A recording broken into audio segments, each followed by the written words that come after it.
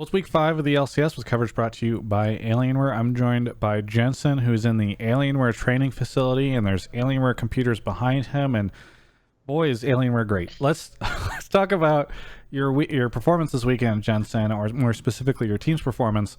So things had been looking kind of rough for the team last week, but this week I feel like you looked, especially in that last game, a little bit more solid. What's your impression of your team now? Um, well, it's definitely going better than it was the past couple of weeks. We got kind of lucky, I'd say, last week, and I mean, it's like a mix of us getting lucky, and then I'd say like the other teams are also performing a bit better. But I still feel like even now, like there's definitely a lot of stuff we can do better. I think we had a really good draft, and we played pretty well. Yeah. So I'm feeling more and more comfortable and confident with the way we're playing as a team, but there's definitely still work to be done for us. I don't think, even though C9 lost today, I still think they're like a significant amount of better than us right now. Yeah. Do you take? Is there anything to take away from that loss? I don't know how much you watched the game, but I'm curious if you feel like it's like, oh, now we know how to beat them, because I forget which pro player I was talking to, maybe a player on EG, but somebody told me that they're like, yeah, we're just kind of waiting to see which team can unlock how to defeat them first. And I don't know if it's like, oh, thank God, 100 Thieves figured out that you just need to like do X, Y, Z, and then you just take them down. Well, I mean, just looking back at it, I'd say like we were just too passive. We had like, we got an early game lead, but we didn't really do much with it. Right now, we are missing a lot of opportunities as a team.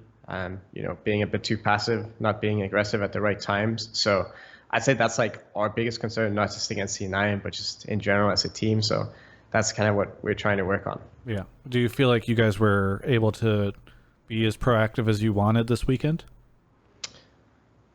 I kind of forgot how our game yesterday went, but at least today I'd say we played a lot more aggressive, looked for a lot more plays. Some failed, but that's okay. Like I think as long as we try to do the right thing, that's what matters. So yeah, I mean today was good for sure. Any other thoughts on that 100 Thieves C9 game? Because you'll be the last player I interview today, so I'm just trying to eke out as much value on any takeaways or learnings from that match as possible. Honestly, I'd say like C9's draft today was just not very good, and I'd say that was the biggest contributing factor. They picked 3 losing lanes pretty much, and then they had losing jungle matchup. So I feel like when I think of J4, it's a champ that needs to like snowball or get stuff done in the early game, but he didn't really have any playmaking besides top in the draft. And so if Olaf just gets to do Olaf things, then it's pretty easy for Olaf to just take over the game. I mean, I'm not trying to like discredit Honey Thieves' victory or anything, but I'd say like C9's draft was pretty bad today, and that was like the main reason why they couldn't really do much. Because I feel like when I think of C9, like they win when Blabber can do Blabber things and then have like Niski back him up. But I think that was pretty hard for them to do with today's draft. Yeah. Well, I know you guys are working on being more aggressive, and obviously there's a little bit to chat about there, but I feel like we've kind of covered it. So I apologize, but I do want to ask you about some of the other teams out there. Yesterday on the desk, in a post-game interview, Sven said he felt like TSM was the second best team in the league now, and the desk, other than Crumbs, I think overall agreed with that. Obviously today's Immortals game, maybe just a fluke, but I'm kind of curious what you think of the assessment that TSM is second best in the league. Just from like practicing against him lately, I would say it could definitely be possible. Yeah, I think TSM has improved a lot. Even though they maybe had a fluke of a game or a bad game today, I'd say they're for sure like a top contender. I don't know if I'd like say they're for sure the best second team right now. I think we can definitely challenge them, but I'd say it's pretty close. Yeah. Any thoughts on EG or FlyQuest? Because I feel like they were, obviously second and third place last time. They seemed to look really good at the start of the split, but they're also struggling right now. Yeah, I don't really know what's going on with FlyQuest. I don't really know what their problems are, to be honest. But I think EG has always been like a bit of like a hit or miss team. Like if they get a draft they're really comfortable with, I think they are a top team. But some of their players are very inconsistent. So yeah, it's hard to rank them, but they can be a top team on a good day. Yeah.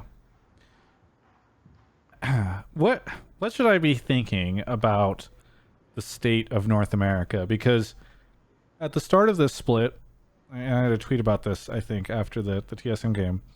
It was like, okay, C9 was really dominant last split, but now it feels like we've got some teams that are looking a lot stronger. Maybe can't take C9, but they're pretty close. But with FlyQuest, EG, yourself, and TSM, it feels like all of you guys have been pretty inconsistent.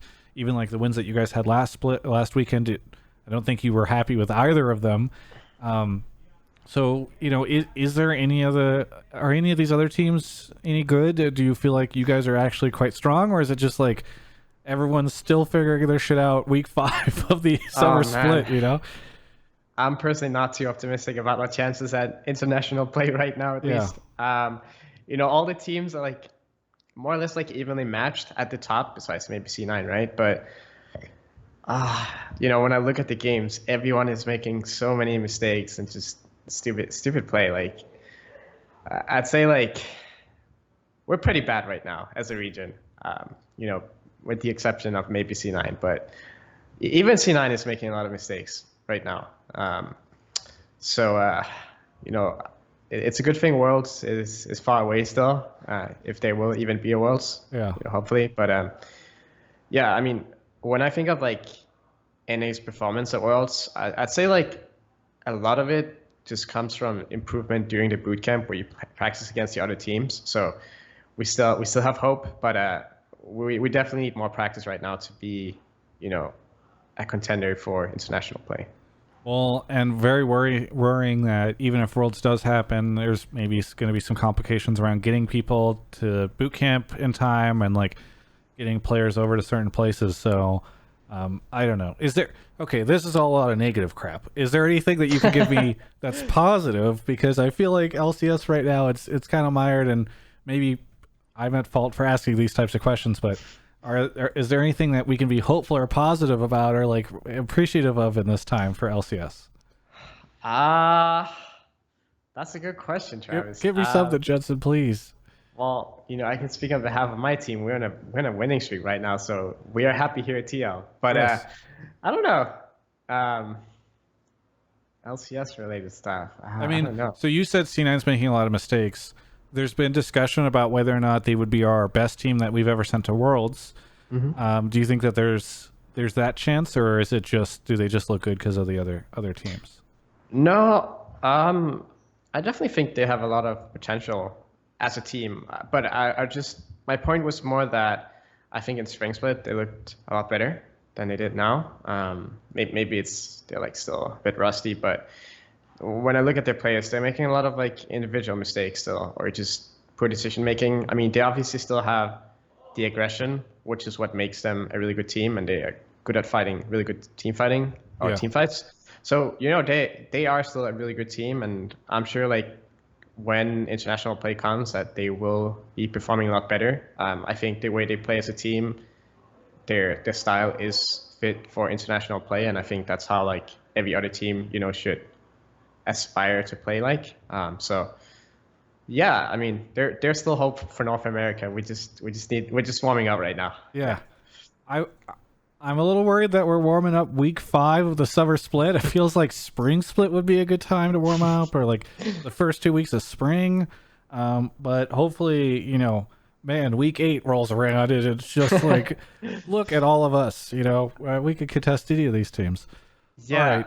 I mean, just from like a player perspective, I feel like, after spring split, when there's a break, it kind of feels like almost every team just, resets a little bit, and it takes a bit to get back in shape. And then for some reason, like when playoffs comes, that's when all the teams start making a lot less mistakes. I don't know if it's because like players are not as focused or teams just aren't taking it, serious enough. But it's been a trend in North America, at least, where like teams shape up by the playoffs for some reason. Okay. But, yeah. All right. So we just need to get through these next couple of weeks, and then everyone's going to start looking way better. Yeah, exactly. Hopefully. Yeah. Would you think? By the way, there's 8 teams that are in playoffs now. 80% of the league. Do you think that we'll be like, even the bottom of the league will look better by that point in time? I don't know. It's hard to say because, even right now, their bottom teams are actually like competing pretty well with the top teams. So even though like I'd say North America as a whole is looking a lot weaker, I'd say, the bad teams or like the teams that are low in the standings are actually competing with the top teams this time around. So, I'm a I'd say little like, skeptical of that. I don't know if you've seen Dignitas's record lately, but they don't. no. Would you say Dignitas is competing well with like the top I half of don't the league? Well, they did just go 2-0. I forgot who they beat, but I'm just more thinking like teams like Immortals. They're coming pretty close with the top teams in all of their matches. So Yeah. even like some of the bottom standing teams can compete, and I mean we'll see how it goes, right? Like anything can happen. Yeah.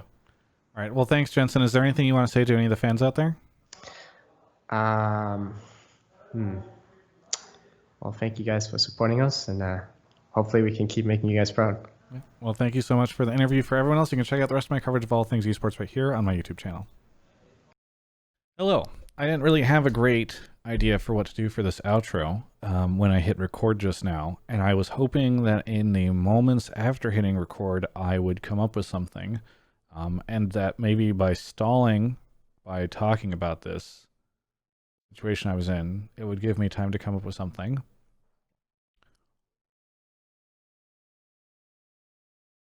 But it didn't. So please go check out Alienware. They sponsor us. Alienware.com/Travis. Travis Tinoff Q2. There's a link in the video description. And maybe with your support, I can come up with an actual idea on what to do for these outros.